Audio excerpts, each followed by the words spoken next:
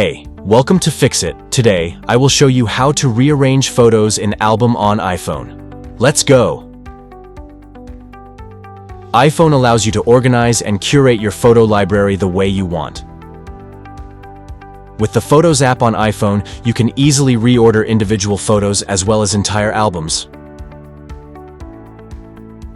Whether you want to feature select photos more prominently or arrange pictures chronologically, there are a few different techniques to rearrange photos on iPhone. First of all, open up the Photos app on your iPhone. Then go over to your albums. After that, tap and select an album that you want to rearrange. Now, in order to rearrange photos in this album, simply tap and hold your finger on a photo. And it will give you the ability to move that specific photo wherever you like.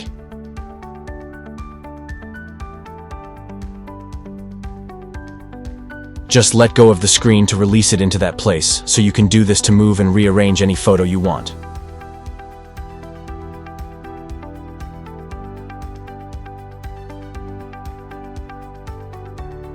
This is exactly how you can rearrange photos on your iPhone.